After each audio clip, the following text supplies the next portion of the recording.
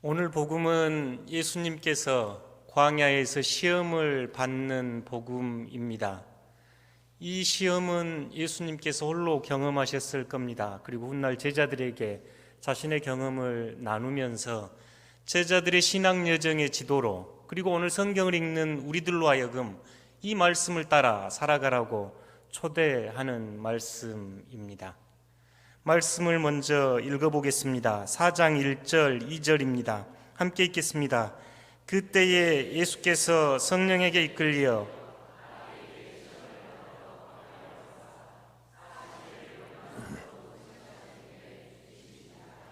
아멘.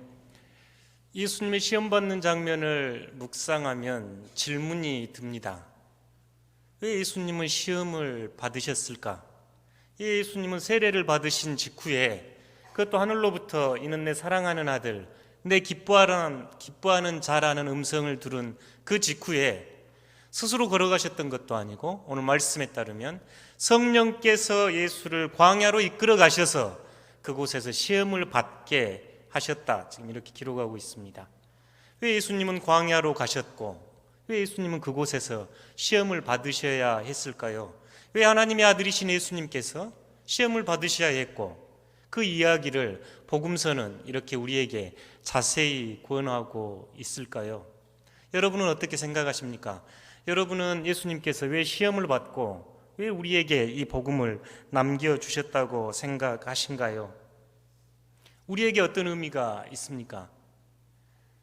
초대 교부 중에 한 사람은 예수님께서 직접적으로 능동적으로 행하셨던 일이든, 예를 들어 성경 안에 나타난 치유 사건이든, 예수님께서 행하신 일들이든, 아니면 피동적으로 수동적으로 행하셨던 일들이든, 오늘 지금 예수님은 광야에서 이끌려 가십니다. 십자가에 질 때도 마찬가지셨죠. 수동적으로 피동적으로 하셨던 일이든 우리 인간에게 구원에 필요한 일이기 때문에 이 일을 행하셨습니다라고 이야기를 합니다. 사실 오늘 예수님께서 광야에서 씨름하셨던 이 주제는 어쩌면 오늘 살아가는 우리 모두가 씨름하고 있는 근본적인 문제이기에, 예수님이 직면하고 있었던 그 광야와 그 시험은 오늘날 우리의 문제고 나의 문제가 될 겁니다. 그래서 복음은 우리로 하여금 주님께 주목하게 하고 주님께서 가셨던 그 길을 따라 걸으라고 초대하고 있습니다. 사실 이스라엘 광야를 저희가 경험해 보지 않았고, 한국에서는 또 광야가 없기에 어떤 것인지 쉽게 상상이 되지를 않습니다만, 저희가 TV나 아니면 미스미디어를 통해서 본 광야를 떠올려 보면 광야는 매우 척박한 곳입니다. 생명이 움터오르기 어렵고, 그곳에는 물도 귀하고, 모래바람이 치고, 낮에는 덥고, 겨울에는 부족한 결핍과 부족함의 장소가 광야입니다. 더러는 황야라고 번역하기도 합니다. 그곳에 마실 물, 먹을거리, 편안한 잠자리, 쉴만한 그늘이 없는 그곳, 우리는 인생을 흔히 광야에 걷는 인생, 광야를 사는 인생이라고, 인생 또한 광야로 비유하기도 합니다. 여러분은 언제 광야를 경험하신가요? 여러분은 언제 여러분의 삶 안에서 결핍과 부족함, 메마름, 고통과 아픔을 느끼셨는가요? 사실 우리 중에 그 자리를 안 걸어온 사람 아무도 없을 겁니다. 가정의 문제로 또는 자녀들의 문제로 밤새 씨름하며 신음하는 그 시간, 광야일 겁니다. 사업을 잘 해보겠노라고 열심히 뛰었는데 어느 순간 건강을 잃고 병실에 홀로 누워있을 때 내가 어떻게 살아왔나, 내가 서 있는 곳이 어딘가 하고 묻게 되는 곳이 광야일 겁니다. 우정이 깨지고 사랑이 깨지고 아픔을 겪어야 할 때 그곳이 광야가 될 겁니다. 건강을 잃기도 하고, 때로는 정신을 잃기도 하고, 때로는 어디로 갈 곳 몰라 앞뒤가 꽉 막혀버린 것 같은 그곳, 어느 곳에 손을 내밀어도 내 손 잡아주지 않는, 아무도 내 손 잡고 위로해 줄 없는 그곳, 그곳이 우리의 인생에서 광야 아니겠습니까? 오늘 예수님이 그런 광야에 서 계십니다. 그 서 계신 예수님의 그 모습은 오늘날 광야를 지나가는 우리에게 길잡이가 되며 스승이 되고 지도가 되기에 우리에게 복음으로 다가옵니다. 예수님의 광야 모습을 잘 그린 그림이 한 점 있습니다. 19세기 러시아가 크렘스코이가 그린 광야의 그리스도입니다.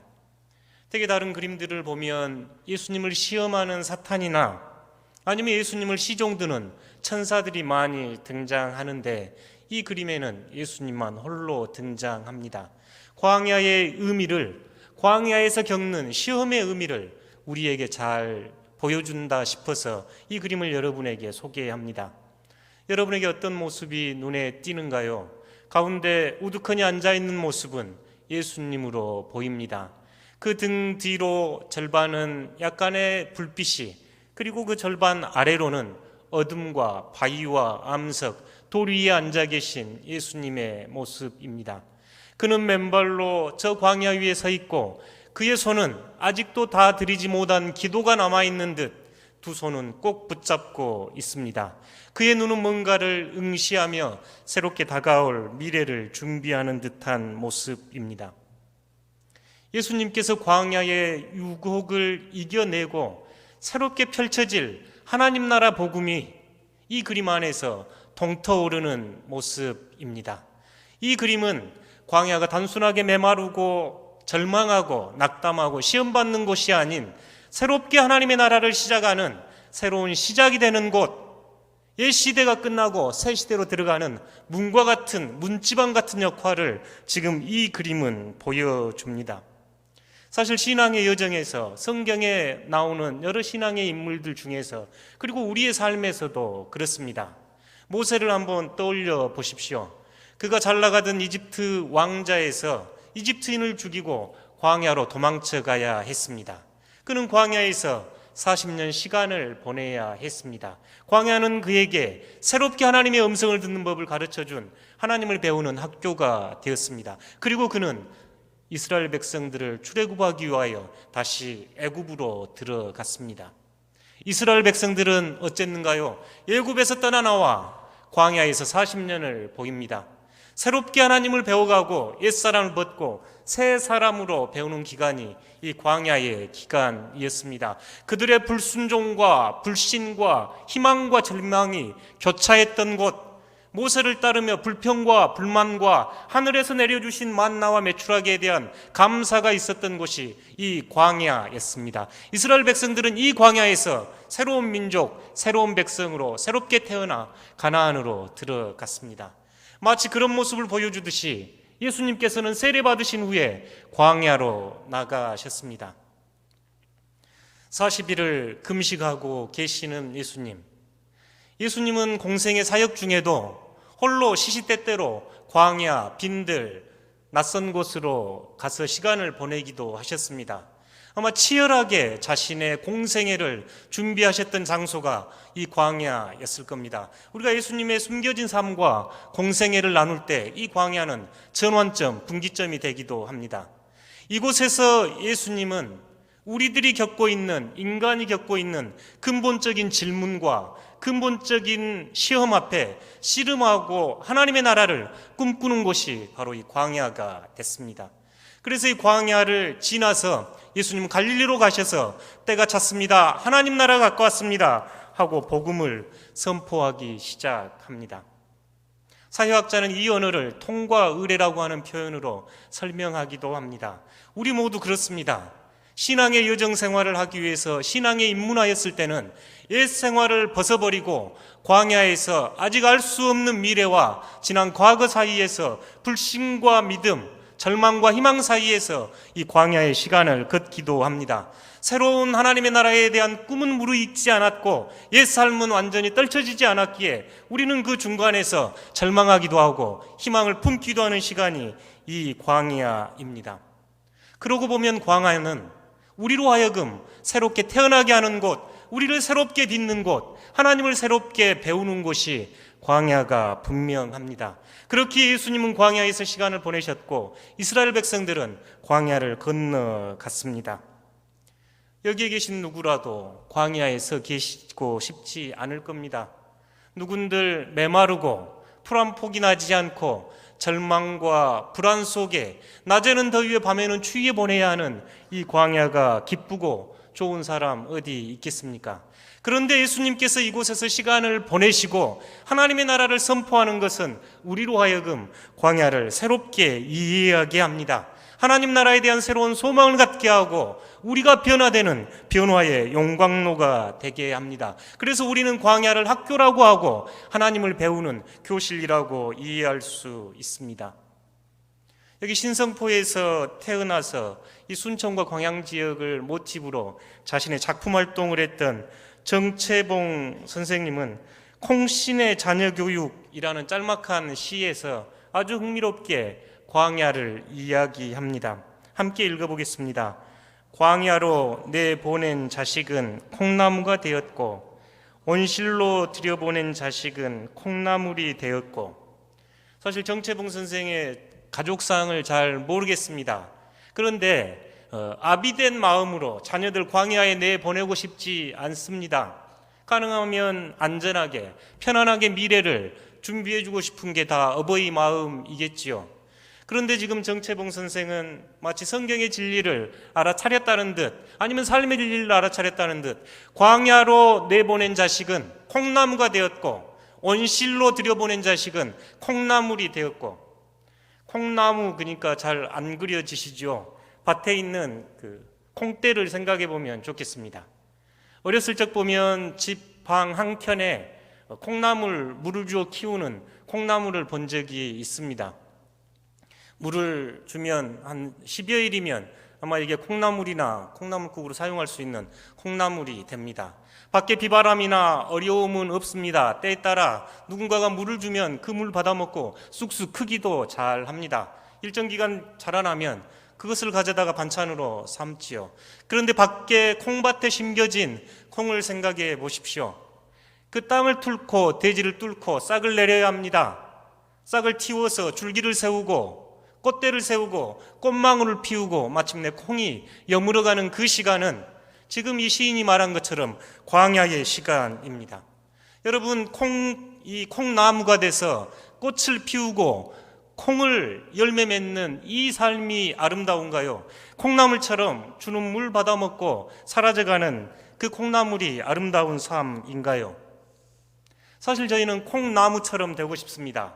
꽃을 피우고 열매를 맺고 싶습니다. 비바람, 찬바람, 찬이슬 맞아가면서도 꽃대를 피워서 열매 맺는 삶을 살고 싶습니다. 열매 맺지 못하고 꽃 피워보지 못한 삶이 우리를 향한 초대는 아니기 때문에 그렇습니다. 광야가 그런 곳입니다. 새롭게 뿌리를 내리고 줄기를 세우고 꽃을 피우고 열매를 맺어가라고 우리를 초대하는 곳이 광야입니다. 아직 미래는 불확실하고 과거는 결별하지 못했기에 광야에는 불안과 시험이 다가올 수밖에 없습니다. 들짐승과 추위와 햇빛을 막아야 하는 곳이 광야입니다. 이 이야기가 예수님이 받는 시험 이야기입니다. 3절 4절 함께 읽어보겠습니다. 시험하는 자가 예수께 나와 이르되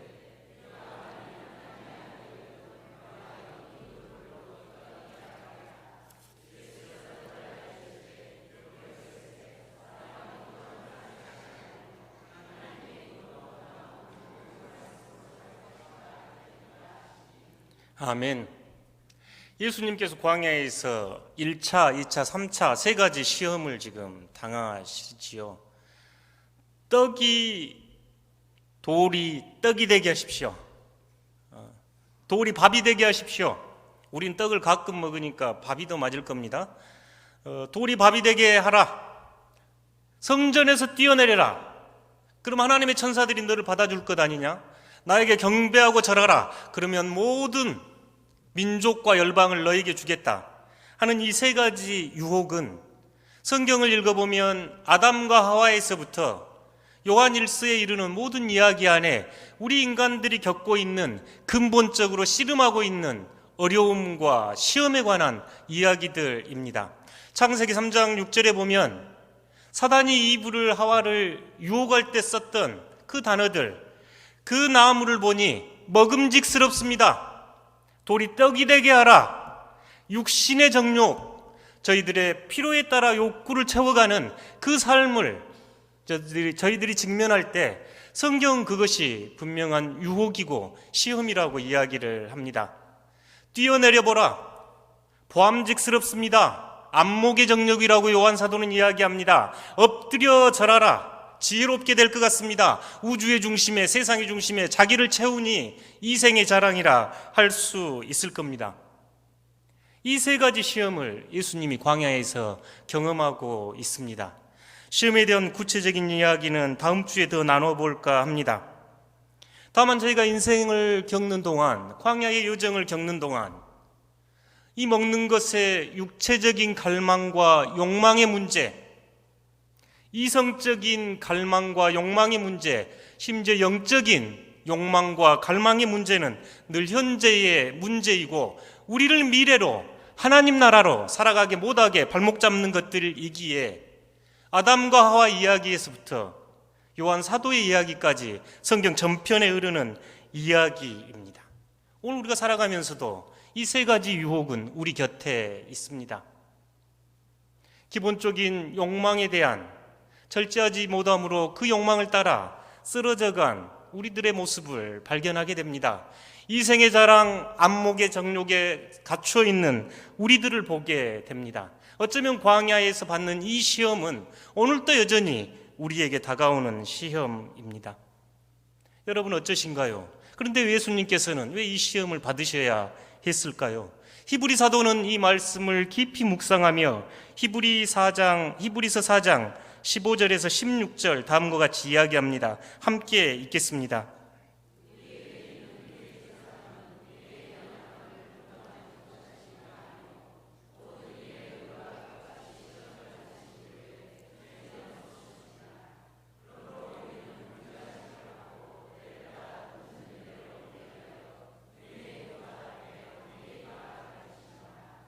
아멘. 히브리 서도의 이 구절은 우리에게 예수님께서 왜 광야에서 시험을 받으셨는지 잘 이해하게 하고 우리가 어떻게 예수님을 따라가야 하는지 우리에게 소망을 줍니다. 사실 우리 모두 비틀비틀 걷습니다. 아닌 척해도 우리의 속마음, 우리의 영혼은 교만하기 이를 데 없습니다. 우리의 삶은 걷잡을 수 없이 쾌락과 욕망을 따라가기도 합니다. 그런 우리 모습을 보고 이 히브리 기자는 광야에서 예수님께서 시험을 받으셨기에 우리가 비틀비틀 걷고 우리가 절망하고 낙심하는 그 모습을 질책하지 않고 우리를 긍휼히 이해하십니다. 그렇지만 여러분, 그 예수 그리스도를 바라보고 이 광야의 시험을 뚫고 나가십시오. 그래서 예수 앞에 담대히 무릎 꿇으십시오라고 우리를 초대합니다. 예수님께서 광야에서 만나는 이 시험은 우리가 일상에서 직면하는 보편적인 원형의 모습입니다. 사실 시험에 들지 않으면 좋겠지만 시험이 없는 세상은 없습니다. 그렇기에 예수님은 우리로 하여금 시험에 들지 않게 깨어 기도하라고 가르치셨습니다. 예수님께서 광야에서 만나는 이 시험은 우리로 하여금 이 영적 여정의 지도와 같은 동반자가 되어 함께 걸어주기에 감사할 수 있습니다. 이 광야를 통해서 내 자신을 비워내고 내 자신의 욕망을 내려놓고 하나님 나라에 대한 새로운 소망을 품고 하나님 나라를 향하여 돌진에 들어가라는 초대가 들어있는 곳이 광야입니다. 40일 동안 예수님께서 무엇을 하셨을까? 금식하며 기도하셨을 때 그분의 마음은 어떠셨을까? 이렇게 스스로 질문을 던져봅니다. 괴롭고 험한 시간이었을까? 기쁘고 즐거운 시간이었을까? 때때로 그것이 교차했을까? 예수님의 마음속에 가장 찰랑찰랑 차올랐던 것은 무엇이었을까? 묵상할 때 감사라는 단어가 떠올랐습니다. 예수님께서는 하나님의 나라를 기꺼이 받아 섬기기로 선포하기로 결정하고 하나님의 자녀로 살아가는 그 길에 중요한 덕목이 감사임을 그 자리에서 배우셨을 겁니다. 그 옛날 이스라엘 백성들이 그 광야에서 하나님께서 만나와 메추라기로 먹여주셨던 것처럼 불기둥 구름기둥으로 인도하셨던 것처럼 새 나라 하나님 나라를 향하여 달려갈 때 하나님께서 인도하시고 하나님께서 동행하시고 하나님께서 지켜주실 것에 대한 근본적인 감사가 그 광야에 예수님의 기도였으리라 생각이 됩니다. 저희가 오늘 성만찬을 하고 맥주 감사주의를 보내는 것도 같은 맥락입니다. 성만찬의 가장 중요한 의미는 감사입니다. 저희가 원어가 유카리스트라는 뜻이 성만찬인데요. 감사, 예수 그리스도의 몸과 피가 우리에게 오셨으니 하나님께 감사드립니다. 주님께 감사드립니다. 그래서 감사하다 하는 뜻이 성만찬하는 의미를 가지고 있습니다. 맥주 감사주일도 마찬가지입니다. 맥주절은 구약에 지내라고 했던 명절이기도 했습니다. 추수의 계절, 추수의 축제가 맥주절입니다. 저희 한국교회는 7월 첫 주를 맥주 감사줄로 보냅니다. 상반기에 하나님께서 보여주신 그 은혜에 감사하여 저희 자신들이 받은 분량대로 감사의 예물을 하나님께 드리며 이웃과 함께 나누는 시간이 맥주 감사절의 의미이기도 합니다. 제가 지난 주 바젤에 참여하면서 여러 가지 일들 중에 가장 제 가슴에 남는 것이 감사였는데요. 그 바젤에 있는 미션하우스 지하에 가면 오래된 그 건물 안에 방이 하나 있습니다. 그 방은 그 옛날 선교사님들이 선교지로 떠나기 전에 물건을 쌓아두었던 창고 같은 곳인데 저곳에서 아침이면 모여서 아침 기도를 했습니다. 1815년 바젤 선교회가 세워지고 선교사들을 아프리카, 아시아, 남미로 파송하기 시작하면서 바젤 선교회는 저희 개혁교회 선교의 중요한 축을 감당했습니다. 저 방에 관한 사연들을 들려주었을 때 참으로 감동이 있었습니다. 200년 전 선교사들을 파송할 때 저 방은 선교사들이 남겨둔 물건을 쌓는 곳이라고 합니다. 언제 다시 돌아올지 기약할 수 없는 그 선교지로 떠나면서 저곳에 자신들의 물품을 쌓아두었던 창고 같은 곳이 저 방이었습니다. 훗날 저 방에 남겨진 물건들을 정리할 때 선교지로 보냈던 선교사 90%는 돌아와서 짐을 찾아가지 못하고 단지 10%만 돌아왔다는 이야기를 듣고 가슴이 매우 아팠습니다. 큰 감동이 밀려왔습니다. 그 19세기 초반 아프리카와 아시아와 3세계를 향하여 주님의 말씀을 전하기 위하여 돌이 떡이 되라는 그 유혹에 빠지지 않고 하나님의 말씀으로 생명의 양식을 삼고자 전 세계로 뻗어나가 하나님의 복음을 전했던 선교사들의 아픔과 헌신을 저 방에서 느낄 수 있었습니다. 그분들이 있었기에 오늘 우리가 이곳에서 예배를 드리며 감사의 축제를 하나님께 올려드립니다. 광야 같은 인생길입니다. 때때로 시험이 다가오고 유혹이 다가오는 우리의 삶입니다. 그 자리에 서서 예수 그리스도를 바라봅니다. 광야에서 시험을 받으셨던 그분, 예수 그리스도의 그 모습은 오늘날로 하여금 그 뒤를 따라가는 발자취가 되게 하고 발걸음이 되게 합니다.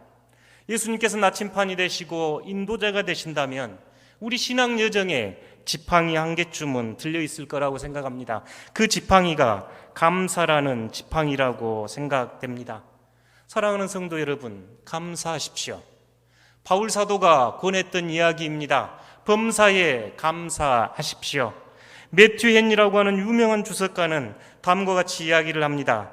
감사는 더하기와 같아서 모든 것에 감사하면 거기에 하나님의 축복이 더해진다. 어떤 일이든지 어디에서든지 감사하면 플러스의 축복이 주어진다. 그러나 반대로 원망과 불평은 빼기와 같아서 있는 것까지 빼앗기고 없어진다. 이 주석가의 이야기가 옳다 싶습니다. 여러분, 우리 삶에 감사가 줄어든 곳, 감사가 없고 불평과 불만이 있는 곳, 그곳이 바로 광야입니다. 그곳에서 계신가요? 그렇다면 예수 그리스도를 바라보십시오. 그리고 주님께 감사하십시오. 함께 나눈 말씀을 잠깐 묵상하겠습니다.